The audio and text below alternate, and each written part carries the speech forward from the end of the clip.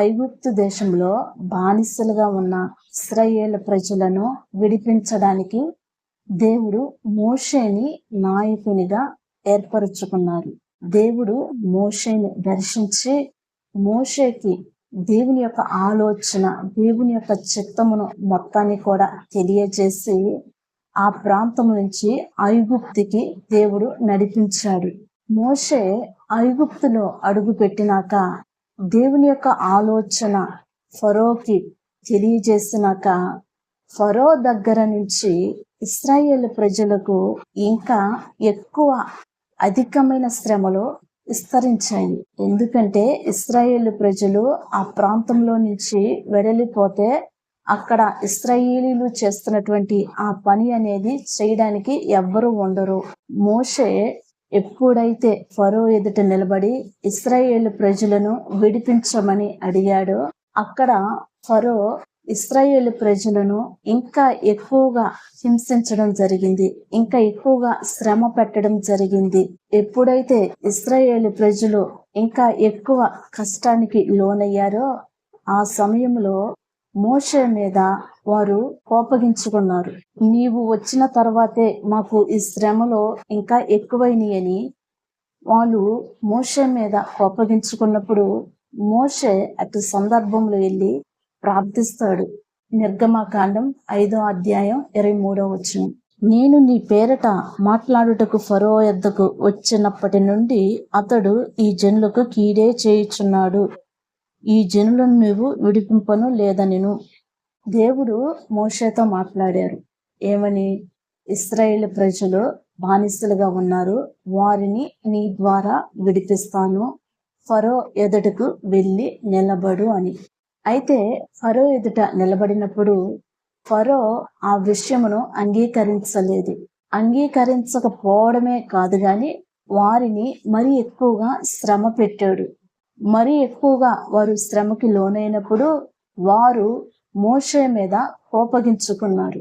ప్రజలు మోషేని ఎప్పుడైతే కోపగించుకున్నారో దేవుని దగ్గరకు వచ్చి ప్రార్థించాడు మోషే ఏమని ప్రార్థించారంటే, నేను వచ్చిన దినము నుంచి కూడా ఈ ఫరో ప్రజలకు కీడే చేయుచున్నాడు అని చెప్పేసి మోషే ప్రార్థించాడు. మోషే ఏమని ప్రార్థించాడంటే, నీ పేరట మాట్లాడుటకు ఫరో యొద్ద నిలబడినప్పటి నుండి కూడా మరి ఇతను కీడే చేయుచున్నాడు, ప్రజలకు కీడే చేయుచున్నాడు. నేను నీ పేరట నిలబడ్డాను, ఫరో యొద్ద మాట్లాడాను, అయితే ఫరో మాత్రం కీడే చేయుచున్నాడు, ఈ ప్రజలను మరి ఎక్కువగా శ్రమ పెడుతున్నాడు అని అనగా మోషే ఫరో యొద్ద నిలబడినాక ఆ ఫరో ప్రజలను హింసించడం జరిగింది. ఆ హింసను బట్టి మోషే దేవునికి ప్రార్థిస్తున్నాడు. అంటే అక్కడున్న పరిస్థితిని మోషే దేవునికి తెలియచేస్తున్నాడు. ఈ ఫరో ఎదుట నేను నిలబడ్డాను, ఫరో దగ్గర నేను మాట్లాడాను, నీ పేరట నేను మాట్లాడాను, కానీ ఈ వ్యక్తి మాత్రం ప్రజలను కష్టపెడుతున్నాడు, ప్రజలను శ్రమ పెడుతున్నాడు అని చెప్పేసి, అంటే అక్కడున్నటువంటి పరిస్థితిని దేవునికి ప్రార్థన రూపంలో తెలియచేస్తాడన్నమాట. నేనైతే నిలబడ్డాను, నేనైతే మాట్లాడాను, నేను చేయవలసిన పని నేను చేశాను, కానీ ఈ ఫరో మాత్రం ప్రజలను వెళ్ళడానికి అంగీకరించడం లేదు. అంగీకరించకపోవడమే కాదు గాని మరీ ఎక్కువగా ప్రజలను శ్రమ పెడుతున్నాడు, మరీ ఎక్కువగా ప్రజలను ఇబ్బంది పెడుతున్నాడు అని చెప్పి అక్కడున్నటువంటి పరిస్థితిని దేవునికి ప్రార్థన రూపంలో తెలియచేశాడు మోషే. ఫరో యొద్దకు వెళ్ళి మాట్లాడమని చెప్పింది దేవుడే. దేవుడు చెప్తేనే మోషే అక్కడికి వెళ్ళి మాట్లాడారు. అయితే మోషే ఫరో దగ్గర మాట్లాడినప్పుడు వెంటనే అక్కడ అంగీకారం రాలేదు, కానీ తిరస్కారం వచ్చింది. ఇంకా ప్రజలను హింసించడం అధికమయ్యింది. మోషే ఐగుప్తుకు వెళ్ళక ముందు కంటే కూడా ఐగుప్తుకి వెళ్ళినాక ఫరో ఎదుట నిలబడి మాట్లాడినప్పటి నుండి కూడా ప్రజలను హింసించడం ఎక్కువగా అయ్యింది. ప్రజల్ని ఎక్కువగా హింసించినప్పుడు ఆ ప్రజలందరూ కూడా మోషే మీద కోపగించుకున్నారు. ఆ కోపాన్ని బట్టి మోషే దేవునికి ప్రార్థించాడు. మోషే ఎప్పుడైతే ప్రార్థించాడో, మోషే ప్రార్థించిన వెంటనే దేవుడు సమాధానం ఇచ్చాడు. మోషే ప్రార్థించినప్పుడు దేవుడు తన చిత్తమును మోషేకు తెలియజేశారు. నిర్గమకాండం 6వ అధ్యాయం 1వ వచనం. అందుకు యెహోవా ఫరోకు, నేను చేయబోవుచున్న దానిని నీవు నిశ్చయముగా చూచెదవు. బలమైన హస్తము చేత అతడు వారిని పోనిచ్చును. బలమైన హస్తము చేతనే అతడు తన దేశములో నుండి వారిని తోలివేయునని మోషేతో అనెను. మోషే ప్రార్థన చేసిన వెంటనే దేవుడు మోషేతో మాట్లాడుతున్నారు. ఏమనంటే, నేను ఫరోకి ఏం చేయబోతున్నానో నీవు నిశ్చయముగా చూస్తావు. నువ్వు చూచెదో, నేనేం చేయబోతున్నానో నువ్వు చూచెదో. నా హస్తము చేత దీనిని నేను చేయబోచున్నాను. నా హస్తము చేతనే ఇది జరగబోతుంది. నా హస్తమును చాపబోచున్నాను. నా హస్తము ద్వారా ప్రజలను విడిపించబోచున్నాను. నా హస్తము ద్వారా బానిసత్వం నుంచి వారిని విడిపించబోచున్నాను. నా హస్తము ద్వారా శత్రువుని హతమార్చబోతున్నాను. శత్రువుని హతమార్చబోవడం నువ్వు చూస్తావు, ప్రజలను విడిపించడం నువ్వు చూస్తావు. ఇది నీ కన్నులతో నీవు చూస్తావు అని చెప్పి దేవుడు మోషేకు తెలియజేస్తున్నారు. దేవుడు ఎప్పుడు కూడా మన ఆలోచన ప్రకారం పనిచేయరండి. ఆయనకు ఒక ఆలోచన ఉంటుంది, ఆయనకు ఒక ఉద్దేశం ఉంటుంది, ఆయనకు ఒక ప్రణాళిక ఉంటుంది. ఆయన ప్రణాళిక చొప్పున ఆయన పని చేస్తారు. ఆయన ప్రణాళికలో మనకు తెలియనప్పుడు మనలో కొద్దిగా సందేహించే మనస్సు కలుగుతుంది. మోషే కూడా దేవుడు చెప్తేనే ఫరో ఎదుట నిలబడ్డాడు. అయితే వెంటనే తను ఏ విషయం కొరకైతే నిలబడ్డాడో ఆ విషయంలో జయము చూడాల. అంటే మోషే ఒక ఆలోచన కలిగి ఉన్నాడు. అయితే ఆ ఆలోచన ప్రకారముగా దేవుడు పని చేయడు గాని దేవుని ఆలోచన ప్రకారం దేవుడు పని చేస్తారు. మరి భయంకరమైనటువంటి ఆ బానిసత్వంలో ఉన్న ఇశ్రాయేలు ప్రజలను దేవుడు తన యొక్క హస్తము ద్వారా, మరి దేవుడు తన యొక్క బాహుబలము ద్వారా వారిని విడిపించడం జరిగింది. దేవుడు ఏదైతే వాగ్దానం చేశాడో ఆ వాగ్దానం ప్రకారం వారిని విడిపించడం జరిగింది. మోషే ప్రార్థించినప్పుడు దేవుడు పలుకుతున్న మాట ఏమిటంటే, నిశ్చయముగా నీవు చూచెదవు. ఫరోకి నేనేం చేయబోతున్నానో నిశ్చయముగా నీవు చూచెదవు అంటే నీ కన్నులతో నీవు చూస్తావు. నేనేం చేయబోతున్నానో, నా కార్యం ఏమిటో, నా బలం ఏమిటో, నా శక్తి ఏమిటో నీవు చూడబోతున్నావు. నీవు నీ కన్నులతో చూచెదవు అని దేవుడు మోషేకు తెలియజేశారు.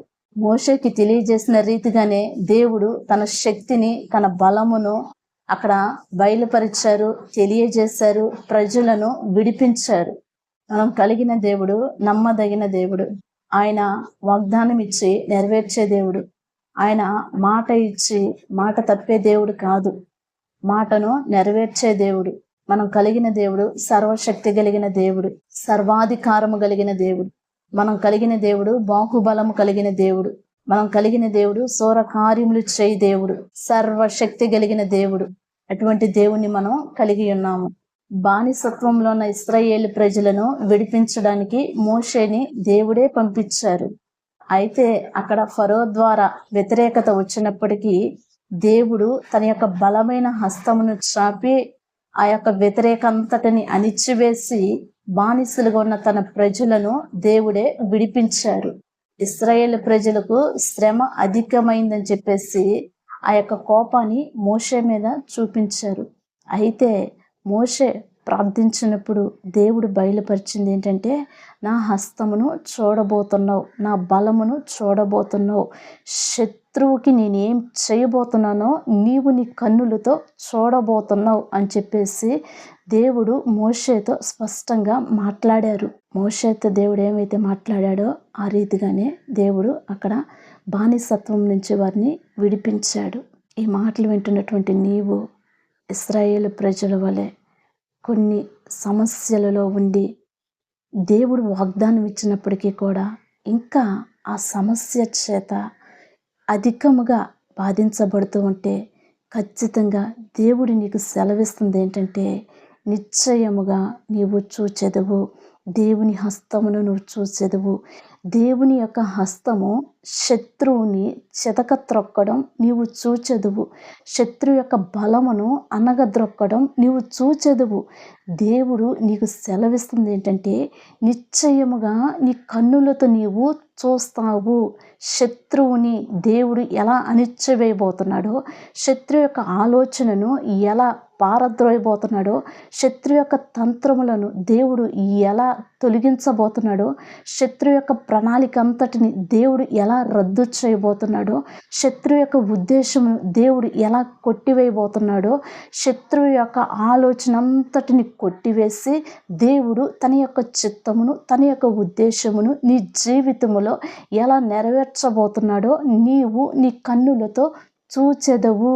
ఇశ్రాయేలు ప్రజలకు శ్రమ అధికమైందని చెప్పేసి ఇంకా ఎక్కువగా వారు కోపగించుకున్నారు.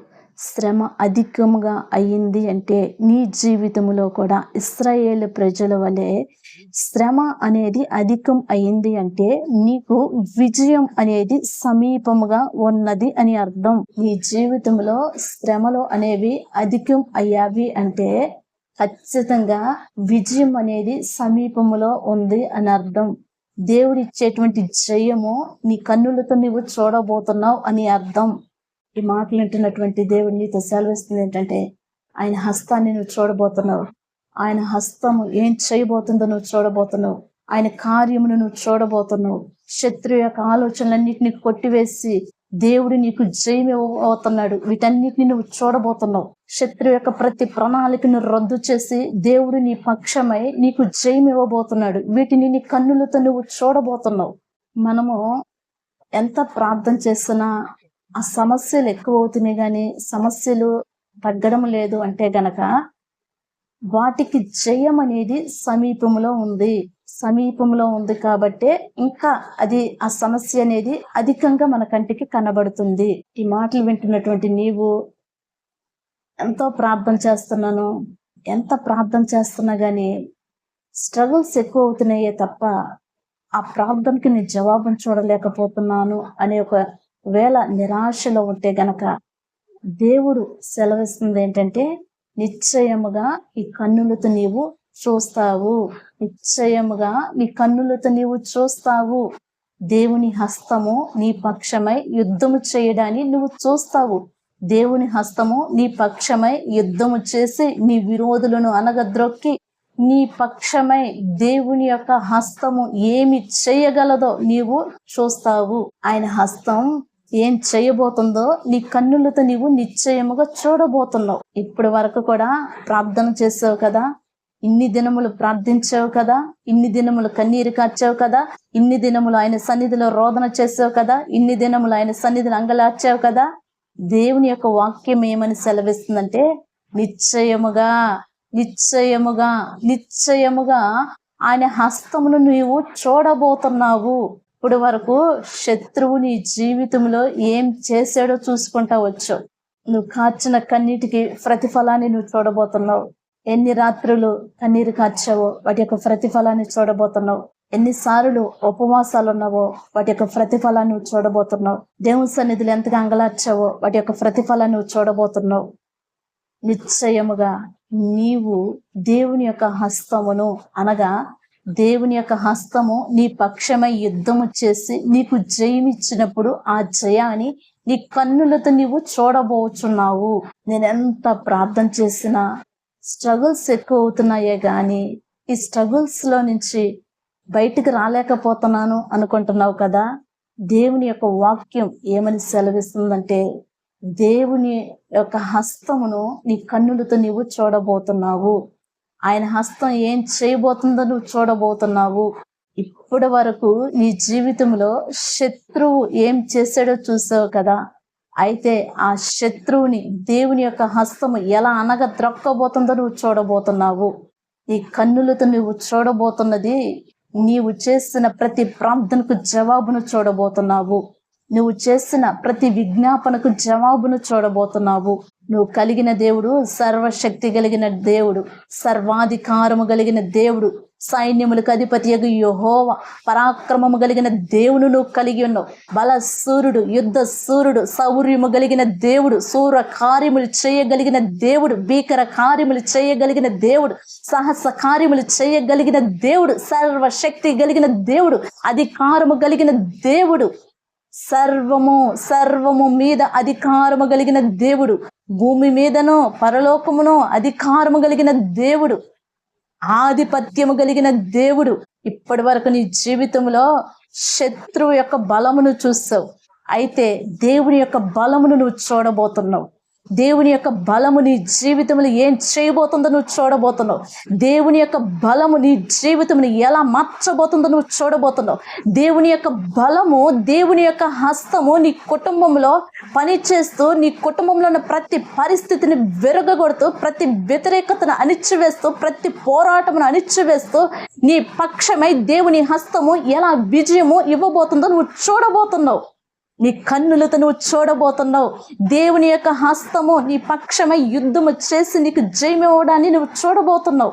ఇప్పటి వరకు నీ జీవితంలో శత్రువు యొక్క బలమును చూస్తావు, అయితే దేవుని యొక్క బలమును నువ్వు చూడబోతున్నావు. దేవుని యొక్క బలము నీ జీవితంలో ఏం చేయబోతుందో నువ్వు చూడబోతున్నావు. దేవుని యొక్క బలము నీ జీవితంలో ఎలా మార్చబోతుందో నువ్వు చూడబోతున్నావు. దేవుని యొక్క బలము, దేవుని యొక్క హస్తము నీ కుటుంబంలో పనిచేస్తూ, నీ కుటుంబంలో ఉన్న ప్రతి పరిస్థితిని విరగగొడుతూ, ప్రతి వ్యతిరేకతను అణిచివేస్తూ, ప్రతి పోరాటమును అణిచివేస్తూ, నీ పక్షమై దేవుని హస్తము ఎలా విజయము ఇవ్వబోతుందో నువ్వు చూడబోతున్నావు. నీ కన్నులతో నువ్వు చూడబోతున్నావు. దేవుని యొక్క హస్తము నీ పక్షమై యుద్ధము చేసి నీకు జయమివ్వడాన్ని నువ్వు చూడబోతున్నావు. నీ కన్నులతో నువ్వు చూడబోతున్నావు. శత్రు బలమును కాదు, దేవుని బలమును. ఇప్పటి వరకు నీ జీవితంలో శత్రు బలాన్ని చూసావు, ఇక నుంచి దేవుని బలమును చూడబోతున్నావు. బలసూరుడైన దేవుని కార్యములను చూడబోతున్నావు. యుద్ధ సూర్యుడైన దేవుని కార్యములను చూడబోతున్నావు. నిశ్చయముగా నీ కన్నులతో నువ్వు చూడబోచున్నావు. సాహస కార్యములు చూడబోతున్నావు. భీకరమైన కార్యములను చూడబోతున్నావు. నీ వ్యక్తిగత జీవితంలో, నీ కుటుంబ పరిస్థితుల్లో, నీ చుట్టుపక్కల ఉన్న ప్రతి చోట కూడా దేవుని యొక్క హస్తాన్ని నువ్వు చూడబోతున్నావు. నీ కన్నులతో నీవు నిశ్చయముగా చూడబోచున్నావు దేవుని యొక్క బలమును. దేవుని యొక్క బలమైన హస్తము నీ పక్షమై యుద్ధము చేసి నీకు జయము ఇవ్వడాన్ని నీ కన్నులతో నువ్వు చూడబోచున్నావు. యుద్ధ సూర్యుడైన యెహోవా, శూర కార్యములు చేయి దేవుడు నీ పక్షమై నిలబడి నీ జీవితంలో జయము అనుగ్రహించబోవడాన్ని నీవు చూడబోచున్నావు. ప్రతి ప్రార్థనకు జవాబు నువ్వు చూడబోచున్నావు. ప్రతి విజ్ఞాపనకు జవాబు నువ్వు చూడబోచున్నావు. కొన్ని సంవత్సరాల బట్టి రాని ప్రార్థనలకు జవాబులను నిశ్చయముగా నీ కన్నులతో నీవు చూడబోచున్నావు. శత్రు యొక్క బలమును అణిచివేసి యుద్ధ సూర్యుడైన యెహోవా నీ పక్షాన నిలబడి యుద్ధము చేయడాన్ని నీ కన్నులతో నువ్వు చూడబోచున్నావు. అగ్ని వంటి శ్రమలు చూసావేమో, అగ్ని వంటి దేవుని కార్యములను నువ్వు చూడబోచున్నావు. మహత్కార్యములను చూడబోచున్నావు. శూర కార్యములను చూడబోచున్నావు. దేవుడు మోషేకి చెప్పాడు, నిశ్చయముగా నేను చేయబోచున్న దానిని నీవు చూచెదవు అన్నాడు. అలాగే దేవుడు తన యొక్క హస్త బలమును మోషేకి చూపించాడు. తన హస్త బలము ద్వారా బానిసత్వం నుంచి వారిని విడిపించాడు. మోషేతో మాట్లాడిన దేవుడే ఈ దినము మనతో మాట్లాడుతున్నాడు. నిశ్చయముగా మనము కూడా ఆయన యొక్క హస్త బలమును చూడబోచున్నాము. ఆయన కార్యములను మనం చూడబోచున్నాము. ఆయన సహస్ర కార్యములను మనం చూడబోచున్నాము. కొన్ని సంవత్సరాల బట్టి ప్రార్థనలో, విజ్ఞాపనలో, ఉపవాసాలు, ఆల్ నైట్ ప్రేయర్లు చేసి జవాబు రాక విసిగిపోయి తల్లడెళ్ళిపోతున్న నీతోనే దేవుడు చెప్తున్నాడు, నిశ్చయముగా నా బలమును నువ్వు చూడబోచున్నావు. నిశ్చయముగా అంటే ఖచ్చితముగా నా బలం ఏంటి నీకు చూపించబోచున్నాను అంటున్నాడు దేవుడు. ఇప్పుడు వరకే శత్రు బలాన్ని చూశాడు, ఇక నుంచి దేవుని బలమును చూడబోతున్నావు. దేవుని బలము నీ పక్షమై కదిలితే ఎలా ఉంటుందో నీ కన్నులతో నువ్వు చూడబోతున్నావు. నీకున్న శ్రమను బట్టి కృంగిపోక, నీకున్న ఆవేదన బట్టి కృంగిపోక, దేవుడి నీ జీవితంలో చేయబోతున్న కార్యములను బట్టి ఆయన హస్తము నీ పక్షమై కదిలి నీకు జయము ఇవ్వబోతుంది కాబట్టి దానిని బట్టి సంతోషించి గంతులు వేయి. ఎక్కడెక్కడ అపజయమో, ఎక్కడెక్కడ ఓటమో, ఏ ఏ స్థితిలో, ఏ ఏ పరిస్థితుల్లో, ఏ ఏ వ్యక్తుల మధ్య ఎటువంటి స్ట్రగుల్స్ ఫేస్ చేస్తూ ఉన్నావు, వాటన్నిటిలో నుంచి దేవుడు విడిపించి దేవుని యొక్క హస్తమే నీ పక్షమున యుద్ధము చేసి నీకు జయమివ్వడాన్ని నీ కన్నులతో నువ్వు చూడబోచున్నావు. నిశ్చయముగా నీ కన్నులతో నీవు చూడబోచున్నావు. దేవుని కార్యములను నువ్వు చూడబోతున్నావు. దేవుని యొక్క హస్త బలమును నువ్వు చూడబోచున్నావు. ఎంతకాలం శత్రు బలాన్ని చూసి అలసిపోయేవేమో, ఇక నుంచి దేవుని యొక్క హస్తాన్ని, దేవుని యొక్క హస్త బలమును నువ్వు చూడబోతున్నావు. కొన్ని సంవత్సరాలు బట్టి ప్రార్థించి జవాబు రాక అలసిన స్థితిలో ఉన్నావేమో, నిరాశలో ఉన్నావేమో, దేవుని ఒక్క వాక్కు సెలవిస్తుంది. ఖచ్చితముగా, నిశ్చయముగా దేవుని యొక్క హస్తాన్ని నువ్వు చూడబోతున్నావు. నీ కన్నులతో నువ్వు చూడబోతున్నావు. దేవుని యొక్క బలమును నీ కన్నులతో నీవు చూడబోతున్నావు. దేవుని యొక్క హస్తమే నీ పక్షమై యుద్ధం చేసి ప్రతి సమస్య నుంచి, ప్రతి పరిస్థితిలో నుంచి నిన్ను విడిపించి నీకు జయమివ్వడాన్ని నీ కన్నులతో నువ్వు చూడబోచున్నావు. నిశ్చయముగా, నిశ్చయముగా, నిశ్చయముగా, ఖచ్చితముగా దేవుని యొక్క హస్తమును నీ కన్నులతో నీవు చూడబోచున్నావు.